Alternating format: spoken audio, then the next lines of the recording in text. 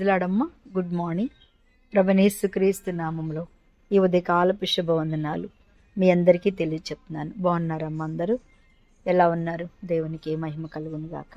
మనందరినీ ఇలా కాచి కాపాడిన ఆ దేవదేవునికి మహిమ కలుగును గాక. ఆమేన్. మేము రోజు దేవుణ్ణి స్తుతిస్తూ ఉంటాం. నిన్నటి దినమున ఒక అద్భుతమైన కూడిక జరిగింది. అంటే కృతజ్ఞత కూడిక ఒకరింట్లో. వాళ్ళు చెప్పిన ఆ ఇంటి యజమానుడు చెప్పిన సాక్ష్యం ఏంటంటే చాలా అద్భుతమైన సాక్ష్యం.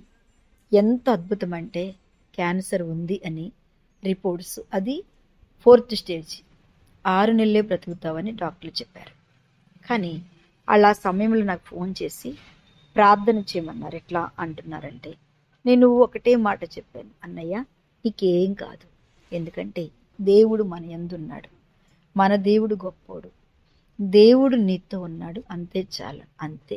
ఆ మాట పట్టుకొని ఆ మాటను నమ్మి విశ్వాసముగా నిజంగా చాలు, నీకేం జరగదు అన్నాడు. నిజంగా మాట ఎంత అమూల్యమైందో చూడండి. దేవుడు మాట మనతో చెప్తాడు కదా. మనతో ఎన్నిసార్లు చెప్పాడు, నీతో ఎన్నిసార్లు చెప్పాడు, నీకెన్నిసార్లు వాగ్దానం చేశాడు, నీకెన్నిసార్లు దేవుడు అది జరగదన్న మనం ఒక్కసారి బలహీనమవుతుంటాం. ఆ మాట పట్టుకుని ఆయన ఏం చేశాడంటే డాక్టర్ దగ్గరికి వెళ్ళాడు. డాక్టర్లు అంతా మళ్ళీ రిపోర్ట్స్ వేశారు. ఇంకా ఆపరేషన్ లేదు, ఇక 6 నెలలే కదా. రిపోర్ట్స్ వేశారు. ఆ రిపోర్ట్స్లో క్యాన్సర్ లేదు అని వచ్చింది. దేవునికి స్తోత్రం కలుగును గాక. ఈ రిపోర్ట్స్ పట్టుకెళ్తే చిన్న డాక్టరు పెద్ద డాక్టర్ని బాగా అరిచాడట, మీకేమన్నా పిచ్చి పట్టిందా, రిపోర్ట్స్ 4th స్టేజ్, 1st స్టేజ్లో లేకపోవచ్చు, 2లో లేకపోవచ్చు, 3లో, 4థ్లో ఉంది, మీకు అనిపించి పట్టినాను. ఇంగ్లీష్లో అరిచేస్తున్నాడంట వాళ్ళని. లేదు సార్, రిపోర్ట్స్ వచ్చినాయి అంటే అస్సలు వినట్లంట. పేషెంట్ మాత్రం ఇలాగే నుంచొని ఆయన దేవుణ్ణి మహింపరుస్తూ స్థిస్తున్నాడంట. సరే, ఎందుకైనా మంచిది, మరొకసారి చేయడని మళ్ళీ ఆయన స్వయంగా రిపోర్ట్స్ రాసి మందులు ఇచ్చి పంపించేశాడట. మళ్ళీ 6 రోజులకి ఆయనే స్వయంగా ఆ రిపోర్ట్ చేశాడట. చేసినప్పుడు ఏమైందంటే అద్భుతమైన కార్యం, క్యాన్సర్ గడ్డ లేదు అని వచ్చిందంట. దేవునికి స్తోత్రం. లేదు, ఇక అంతే. ఆ మాటను పట్టుకున్నానని సాక్ష్యం చెప్తూ ఏడుస్తూ చెప్తున్నాడు, నన్నెంతో నా స్థితిగతులు మార్చిన ఆ దేవుడు, నన్ను ఉన్నత స్థితిలోకి తీసుకొచ్చిన ఆ దేవుడు నాకు ఆయుష్ను పొడిగించాడు, నేను ఆ మాటను నమ్మాను అన్నాడు. అంతే. ఈ వాక్యం వినటానికి సిద్ధపడుతున్న దేవుని బిడ్డలారా, దేవుడు చెప్పిన మాటను నమ్మండి. అది వద్దు అంటే అది జరగదు, అది చెయ్యి అంటే ఖచ్చితంగా జరుగుద్ది కదా. ఎంత అద్భుతమైన దేవుణ్ణి ఈ రోజునైనా కృతజ్ఞత కూడిక వారు పెట్టుకొని దేవుణ్ణి ఎంతగానో గణపరిచి స్తుతించి వారు మహిమపరిచారు. నిజమే, మన జీవితాల్లో ఎన్ని మేలు చేయలేదు దేవుడు, ఎన్ని కార్యాలు చేయలేదు, ఎన్ని అద్భుతాలు చేయలేదు. ఏ రీతిగా మనం ఆయన అంటున్నాడు, నేను ఒంటరిగా కూర్చున్నప్పుడు అమ్మ నా స్థితిగతి నువ్వు అడుగు పెట్టక ముందు మేము ఎలా ఉన్నాము, నువ్వు మా ఇంట్లో అడుగుపెట్టిన తర్వాత మేము ఏ స్థితిలో మారిపోయాం. వాళ్ళు ఆలస్యం చర్చికి వెళ్తారు కానీ మారిపోయారు. దేవుడు ఎంత అద్భుతమైన కార్యాన్ని చేశాడంటే చూడండి, ఈ వాక్యం వింటున్న మీ జీవితాల్లో కూడా దేవుడు ఏదైనా చెప్పాడా, తప్పకుండా జరుగుద్ది.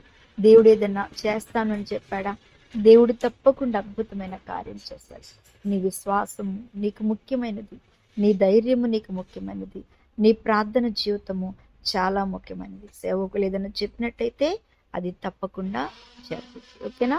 అపోస్తల కార్యాల గ్రంథం 3వ అధ్యాయము 1వ వచనాన్ని చదువుతున్నాను.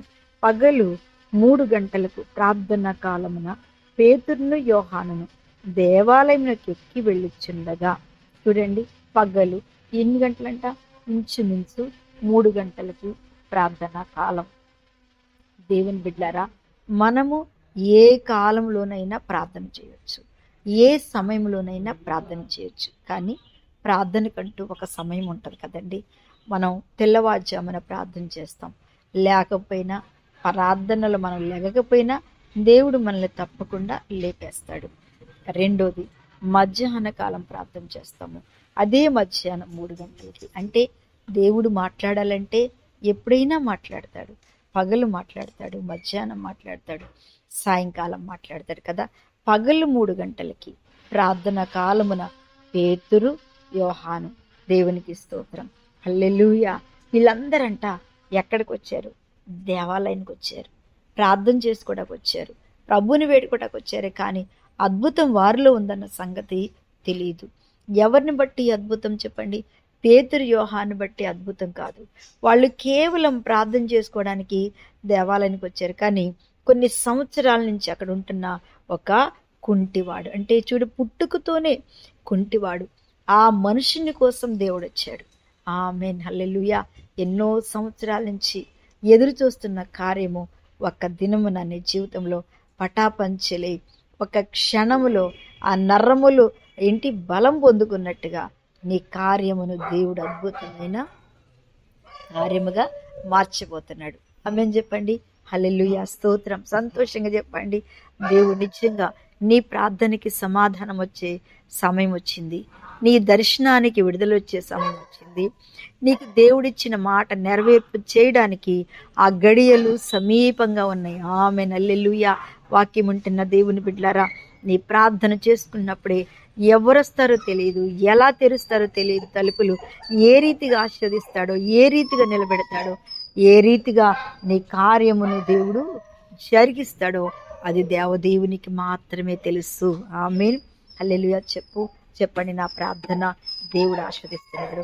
నా ప్రార్థన కోసము, నా విశ్వాసాన్ని బట్టి, నా నిరీక్షణ బట్టి, నాకు ఇచ్చినటువంటి తలంపులు బట్టి నా ప్రభువే నా దగ్గరకు వచ్చి కార్యం చేస్తాడు. పేతురు యోహాను వచ్చినట్లుగా ఆయన మాటను నమ్మి, ఆ యొక్క వ్యాధితో బాధపడుతున్న ఆయన మాట నమ్మి స్వస్థత పొందినట్టుగా నీ జీవితంలో దేవుడు నీ దగ్గరకు వచ్చి ఎదురు చూస్తున్న కార్యాన్ని నెరవేర్పు చేస్తాడు. ప్రార్థన చేస్తున్న పరిస్థితుడా స్తోత్రాలు.